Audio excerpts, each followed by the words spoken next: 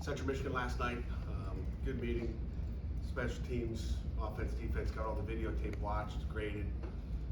Obviously all day yesterday, and I was happy with the way our guys came to play.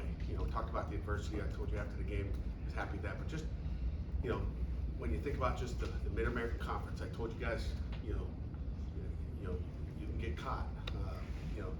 A week ago, Central Michigan beats San Jose State. Ohio versus Rutgers a week ago. Again, this is something I fed to our guys, and they trust in what we're talking about. They get it, and they bought in. Ohio versus Rutgers, 17-31 at halftime. Okay, which similar score the other day, and then the final was 31-34. Ohio gets beat, to a Big Ten team. Kentucky, SEC versus Toledo. It was 10-2 at halftime. Kentucky ended up being a 16-24 game. Miami, Ohio, Wisconsin. It's 3-0 at halftime. Wisconsin's up. It ends up being a 17-0 Wisconsin win. Not kind of where you want to be. Buffalo versus Minnesota. It's 10-3 at halftime. Ends up being a 23-10 game. Okay, so we could have found ourselves in the same thing with Akron. Okay, it's 3-0 at halftime, and then Wyoming beats Akron 10-0. So and we could have been in that spot, and that's what I'm most proud about our guys is they bought in. Like I said, we've had a detailed group. This whole since the spring, fall camp. I mean, they listen, they take coaching, they do what you ask them to do, and they did exactly like we as a staff asked them to do. So we direct all of our attention back towards our next opponent. So we're excited to get into this week. As you guys all know, you guys are excited. We're excited. Cameron's excited. So we're excited about the game that presents ourselves here. Rich Rodriguez, obviously a fantastic football coach. He's been around, done a lot of different things, won a lot of football games. He's a heck of a coach. So it'll be a heck of a ball game down in that atmosphere down there in Morgantown. So we're excited about that. Coach Rodriguez obviously calls the plays on offense. So he's a dynamic play caller. Saw him when I was at Michigan. Had a chance to face him when I was in Cincinnati for 2 years, when they were a top 10 football team with Slayton, who's on their staff now, and Pat White, who's on their staff now. I think Schmidt's the only guy they haven't hired, but they'll probably bring him back this week. But Schmidt was a guy, for some of you young people, he used to smash his helmet against his head, kind of like Devin Danielson, but he drew blood. But they were unbelievable. That was great teams back in the day, and I know that's what Rich Rod is trying to get back to have that type of football team. So again, offensively, Nico Marchiol is obviously the starting quarterback. They'll play 3 quarterbacks, not like last week, but he does a fantastic job. The other guy to take notice is Cam Vaughn. Their wideout number 4. He's a Jacksonville State transfer. And again, I might, as I say the word transfer, 14 of their guys on offense, 14 on defense, total of 28 transfers are in their 2 deep. Okay, so with 28 transfers in their 2 deep, they're probably maybe 2 of their really best players are 2 guys from Jacksonville State that Coach Rodriguez recruited there and brought with them from down there. So, but Cam Vaughn, we got to know where he is, number 4, and obviously Jaheim White is a player. Their tight end Grayson Barnes is another deep threat. I think he's got 4 catches. The guy we got to know where he is with play action pass and all that. And then defensively, the defensive coordinator is Zach Allen, excuse me. Zach does a great job. They're very multiple on defense. They're going to play some 4 down, 3 down. A bunch of different 3 down fronts. They'll get into a bear look. They do a bunch of different coverages. So they've been fun to watch. Again, the one thing I'll say about a West Virginia football program is they will be tough, okay, and they will play great effort. You put the tape on, you're seeing them fly around. They are playing hard. He's got them playing really hard and really tough and physical. So that's what I see on tape out of them. So open it up with questions. No questions.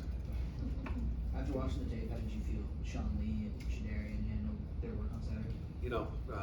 Being that, again, we say we got 4 starters, 5 starters, whatever. I mean, you can talk 1s and 2s, but the majority of that game we played with our maybe, if you want to call them backup corners. I thought both of them did an outstanding job. Not only in the pass game, but in the run game as well. Obviously things we can clean up, but I was happy. I mean, I told you since August that Sean Lee's a football player, and we talked about drips and spring ball.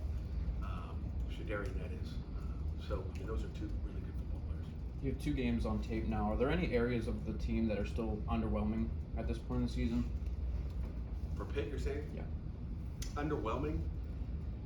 We'll find out this week, right? I mean, I think when we start to get in, to Power 4 games, okay, which is what we all want to play all the time,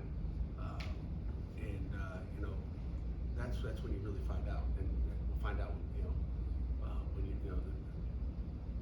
play better personnel, but teams that maybe, and again, like I said, the MAC, there's no disrespect, they will be a bowl eligible team this year. They will, who knows? They might be in the MAC championship. I think they do a great job coaching. They're detailed, and I like what they do. I think they're different, and I think that's going to make them win some games in the MAC. So, but once you get into ACC play, you get into playing Big 12 teams. They're well coached too, right? I mean, Rich Rodriguez is a good coach. Allen's a good coach. So they're going to be well coached, and that's when you sometimes can get exposed. So we'll find out. So audition number 3 on the road. We'll find out. Through the first 2 games of the season, have you been content with how the offensive line has been able to create lanes or not create lanes because of their running backs? Yeah, I've been happy. Again, there's some things they did different. I mean, you look at even last week, you're adjusting on the run, but San Jose, they lined up with 2 5s and a 0. Like, they didn't run any, only on a true passing down did they get into that same front. So they gave us a lot of different looks up front, which is great. I think our O-line did a great job at figuring all that out. We gave up 1 sack again. That's 2 weeks in a row. We'll find out if we get exposed this week, right? I mean, that's when you find out. We'll find out the next week after that, and the next week after that, if we can keep that 1 sack a game. But really both sacks this year we shouldn't have gave up. Ryan thought there was a twist going on, but I've been happy with him. I mean, he thought he just overplayed an end going inside, then he went back outside, and that happens. But I've been happy with the offensive line. For most of your Pitt tenure, you didn't have the Backyard Brawl on the schedule. Now with 3 under your belt, what have you sort of learned about the significance of this rivalry? Oh boy, it's a rivalry game. I've been in a lot of rivalry games throughout my career. It's just another one of those rivalries. It happens to be Pitt versus West Virginia, so excited about that. There's a lot of hatred in the game. I think the fans hate each other, and I think it goes way, way back. I think there's, for whatever reason, lots of scars that people have that they haven't got over them yet. But for us, as a football team, all the things in the crowd and the stands and what happens when you're driving on the bus, all that stuff really doesn't matter. It's what happens on that football field that's going to matter. And the team that stays focused the best on really what the task at hand is winning a football game. That's what we're going out there to do, is try to win a football game. And but we're not going to get all hyped into what the fans felt 35 years ago, 40 years ago. What happens on September 13th will be the key. When you look back to that 2023 game in Morgantown, were there some things that you learned or took away from that game that you can help this team prepare for when you go down there? Not really. Not really. If it's an away game, you got to deal with the locker room situation. It won't be like a home locker where you have space. So I've already talked to our guys last night just to be prepared for a lack of space and hospitality down there. So not really. There's nothing you're going to take from the game. I thought we went down and played solid as a football team. Came way short the last time. Didn't play really good on offense at all. I thought we played really good on defense, and we'll take that away, I guess. And I won't even talk about the last game like that. It doesn't matter. It was 2 years ago. Will you take the whole? I remember it, by the way. I would. Will you take all 105 guys down to them? Yeah, we'll travel Friday and then bring the whole room down. They all, which is what we normally do for rivalry game. I want everybody to be there and be a part of that. You talked to us last week ahead of Central Michigan that sometimes when you go into a game and you end up losing to a perceived inferior foe, how it can be a wake-up call for a team. West Virginia, of course, is coming off of such a loss on the road at Ohio, and I'm just wondering from your vantage point, after losses like that, what can be the determining factors for a team on if it serves as a wake-up call, if you're able to grow from it, or if it kind of makes you spiral? I'd say advantage West Virginia. I mean, we're feeling good at 2-0, and they had a tough loss, so they will be prepared. Rich Rodriguez will get them prepared. They'll have a great week of practice. We will get their best game, like we always do. They will be intense. They'll be tough. They'll be physical. They'll play fast. That's what we expect. Whether they won or lost, I'm expecting the same thing. But I think we'll probably face even an angrier team and an angrier fan base.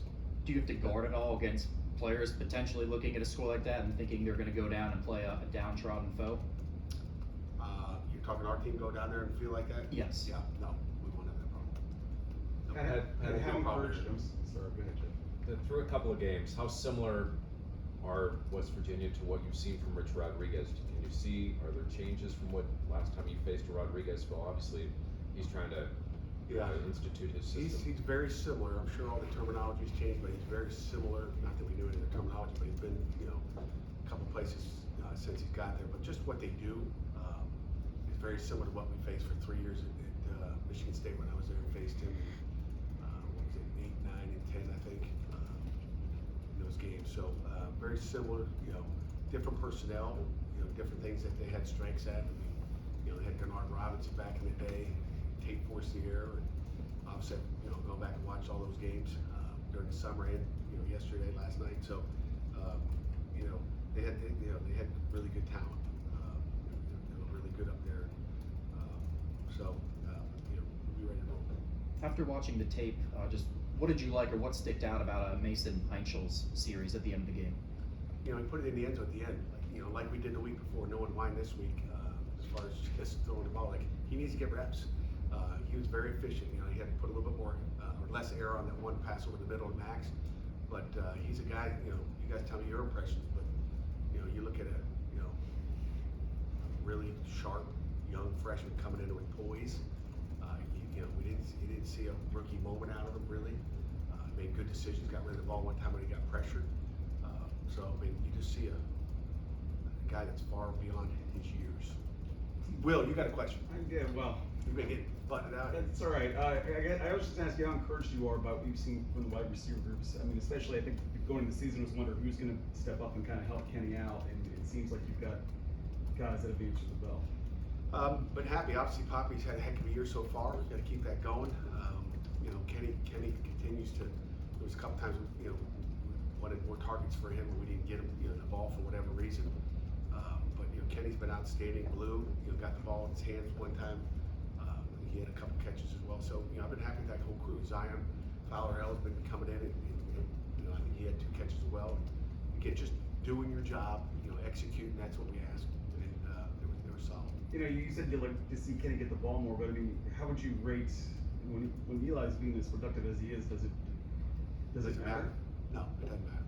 It really doesn't matter. But there were some targets that we wanted to get to him that he was open, and we just couldn't get it to him for whatever reason. That happens in a game. So when you watch a videotape, you kind of go, we had to play for Kenny there. So again, there's some tags where you're trying to get a guy a ball here and there. So we've got to find a way to get it to him as much as the other guys in that room. But again, Eli's doing a good job sitting in the pocket and finding the right guys, and he's been really patient. I mean, he looks like a different guy in the pocket compared to what he looked like a year ago. We got to see Jakarian Turner for the first time losing on Saturday, and I was wondering just what your impressions were on him. I told you the Boost was going to get loose. Boosie was loose. It was fun to get him some reps out there and see what he's got. I think he can help us this season. I don't anticipate him redshirting. That was like his first scrimmage because he didn't get a jersey scrimmage in this August. So it was good to get him out there and get him some game time. He had a big smile on his face after the game, having a chance to obviously to get in the end zone. The first game he's ever played in Acrisure Stadium. So I think that's neat. But he ran well and did like we kind of thought he might. Gene White got a little banged up in their game. Who's that? Gene White got banged up. Do you have to prepare, assuming that he's going to play? Or? We prepare like everybody's playing. I want to see if I can get Jerry DePaulo hooked up, see if he'll call down there and find out if he can find something out. But we prepare for everybody. He's their best tailback, Jaheim, and the next kid in there's a tough dude. What the heck's his name? He's really tough. On defense here. What is his name? I love him. Clay Ash, man. He's a 5'9", 94-pound guy. Clay Ash, number 27. Dude sticks it up in there. He is a physical dude. I can see why Coach Rodriguez likes this kid as their number 2 tailback. But both of them are good players. Obviously, Jaheim's got a little bit more juice, but this other guy's got a different pace. What does West Virginia's defense do? He looks like Scatabo. Is that his name, Scatabo? That's what he's a physical dude. I'm sorry. What does West Virginia's defense do well? Oh boy, a bunch of things. I mean, when you look at where they are defensively in the country, red zone defense I know is really good. red zone, you know, they're darn good there. Pass efficiency, they're 38th in the country. They're better than we are. But you know, they're going to mix it up. That's what they do well. They're going to, you know, try to trick you and put themselves in a good position. So I think they do a great job, you know, just changing things up and giving you different looks and trying to confuse your offensive linemen and your running backs and everybody else. You were asked earlier, has anything underwhelmed you to this point? What about the flip side of that? Has anything over the first 8 quarters coalesced and is further down the tracks than you anticipated in a positive light? Not really. Not really. And again, it's hard because I probably should ask you guys that question. Hey, what's underwhelmed you guys, and what have you been happy with? You know, nothing's underwhelming. Nothing is like, wow, I can't believe we are good at this or that. I think it's kind of, you know, because I get to see them every day. There's not surprises because we see, you know, we get to open up presents under the tree every day when we watch our guys play and try to, you know, get lined up and make plays on all 3 phases of the game. So nothing really surprises me. You know, again, maybe some things surprise you guys, but I've seen it for a while now. Do you think rivalries look or feel any different in this era of player movement? I would say probably. I would think, you know, now again, it's not going to be any different for guys in this room, whether they played this game before or not. You know, I'm going to educate them on what a rivalry is, what it's going to be like, and I'm sure Coach Rodriguez will do the same thing. He's been there before too.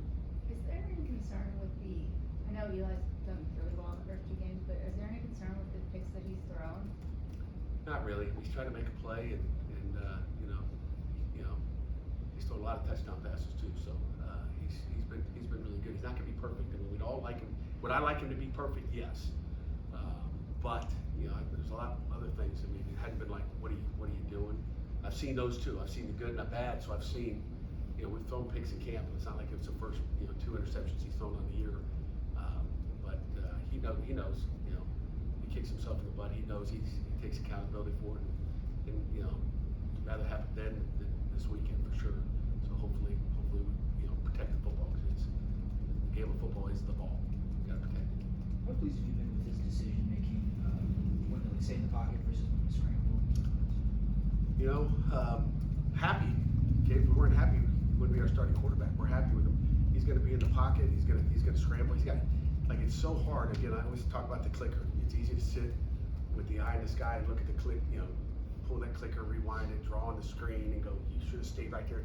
You could have stepped up in the pocket a little bit. You know, it wasn't real big pocket, but you know, those are decisions that guys with you know athletic ability are gonna. They got to go do what they got to do. And, it's hard to. I think if you start telling him to stay in the pocket all the time, we'll lose who he is, right? I mean, he likes to get out of the pocket. He likes to step up in the pocket. I mean, I think he does an unbelievable job of running and then throwing it. Draws people up, throws it behind him. You know, and that's what he shows on. I mean, every day in practice, that's what he does. Pascal, he'll step up and still throw it. It's like, holy cow! So he steps up. He's going to get out. I think, you know, as a defensive guy, you know, we're always looking to find out what's that quarterback going to do. But if he always steps up, we know that's going to happen. Does he always scramble? You know, 2 weeks ago we had a quarterback from Duquesne that, from the tape we saw, wherever he was, this dude spun out every time and ran backwards to his left about 20 yards. And you know what? He did it in a game. You know, so we knew that going in, and we were like, listen, if you're on the right side, you know, your end or linebacker blitzing off, that guy's he's gonna duck out, he's gonna spin out, and he's gonna get real deep. So we practiced that, and you know, but those, you know, but where's Eli go? I don't know. I mean, we'll always have defensively a little scattergram of where he's going. We'll know exactly where they're going, and we want to know, you know, do we bring pressure to that side, bring pressure to that side, do we bring it up the middle? What does he do? I don't know if you can say he does anything a lot. He's a football player, and you know, and I think quarterbacks with instincts make plays. And, you know, you don't want to coach against that. Your defense has 1 takeaway through the 2 games. So there are opportunities there that they're just not capitalizing, or is it just a product of the offenses you played against? We dropped one in the opener, you know, so we should have had that one. So we dropped one in the opener, but the opportunities really haven't been there, you know, in my opinion. But you know, opportunities are when the ball touches your hands. Maybe we could have had another one this weekend. I forget. You know, but you know, the opportunity's got to be there. You know, that'll happen. I mean, you look at a year ago. I mean, we didn't have any sacks. I think we came out of Kent State with 0 sacks. You know, but you know, when teams are trying to get the ball out really quick, and they're trying to be safe, and they're trying to protect the ball and do different things. So it all, you know, all depends on what they're doing. I mean, last week it's hard to get many fumbles because they're packed in the box and, running backs running through with two hands like Larry Zonka back in the day. So it's, we're out there, we're trying to punch balls out, but they're not coming out. But, we've had maybe a couple opportunities on quarterbacks that we'd like to maybe get the ball out too. So that's something we work on a lot. And I think, we'll see what happens the rest of the season, but I think our defense is one of the best in just trying to get the ball out right now that I've been involved with in 10 years here at Pitt. And Pat, you mentioned that the rivalries are different now, maybe in the portal era with the player movement. But this is the fourth year where you guys have played in.